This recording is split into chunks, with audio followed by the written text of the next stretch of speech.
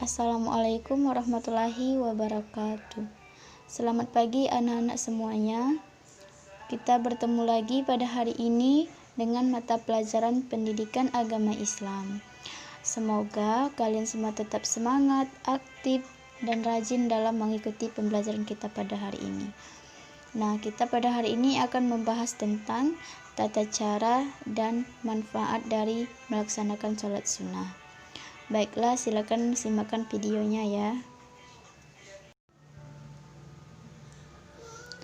Tata cara sholat sunnah berjamaah. 1. Sholat Idul Fitri. Imam memimpin pelaksanaan sholat Idul Fitri diawali dengan niat. Pada rakaat pertama, sesudah membaca doa iftitah, bertakbir sambil mengangkat tangan sebanyak 7 kali. Setelah takbir 7 kali dan membaca tasbih tersebut, dilanjutkan membaca surah Al-Fatihah dan membaca salah satu surah dalam Al-Quran, namun diutamakan surah Qaf atau surah Al-A'la. Pada rakaat kedua, setelah takbir berdiri, kemudian membaca takbir 5 kali sambil mengangkat tangan, dan di antara setiap takbir disunahkan membaca tasbih. Setelah itu membaca surah Al-Fatihah dan surah-surah pilihan. Kemudian sholat Idul Fitri ditutup dengan salam. Yang kedua, tata cara sholat kusuf atau gerhana matahari. Berniat untuk sholat kusuf setelah takbiratul ihram dan selesai membaca doa iftitah, dilanjutkan membaca surah Al-Fatihah, dilanjutkan dengan membaca surah-surah yang panjang. Ruku yang lama dan panjang dengan membaca tasbih sebanyak-banyaknya. Iktidal dengan mengucapkan Sami Allahu liman hamidah, tangan kembali bersedekap di dada. Membaca surah Al-Fatihah dilanjutkan dengan membaca surah Al-Quran yang lain. Kembali melakukan ruku yang panjang dengan membaca tasbih yang sebanyak-banyaknya. Iktidal dengan mengucapkan Sami Allahu liman hamidah. Sujud seperti biasa, tetapi sujudnya agak dipanjangkan dibandingkan dengan salat pada umumnya.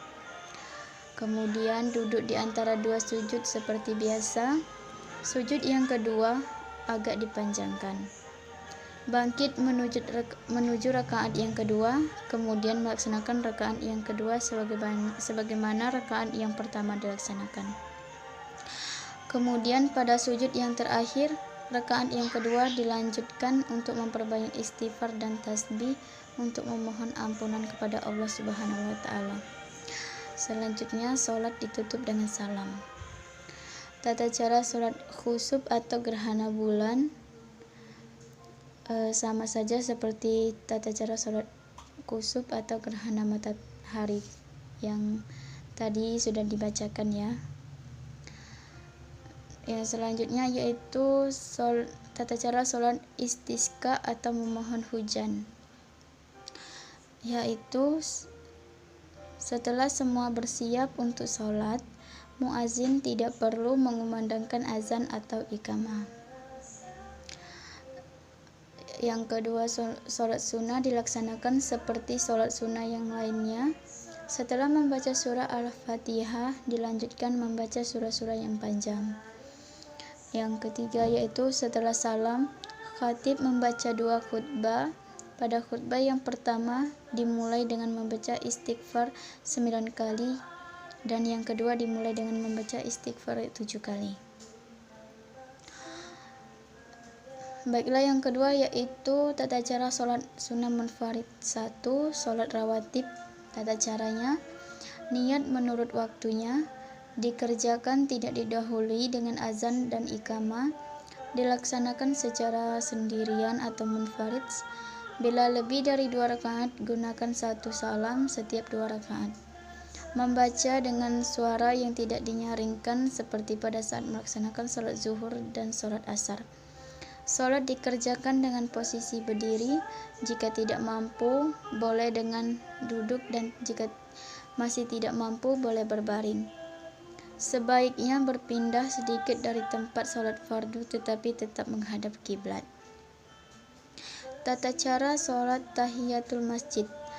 Berniat salat tahiyatul masjid. Setelah berniat dilanjutkan dengan takbiratul ihram, membaca doa iftitah, surah Al-Fatihah dan seterusnya sampai salam. Tata cara sholat istikharah. Bangun pada waktu pertengahan malam dan berwudu. Melaksanakan sholat istikharah dengan diawali niat. Niat harus dilakukan dengan ikhlas di dalam hati. Pada rakaat pertama setelah membaca surah Al-Fatihah, kemudian membaca surah Al-Kafirun. Bacaan surah Al-Kafirun boleh lebih dari 1 kali, yakni 3, 7, atau 10 kali.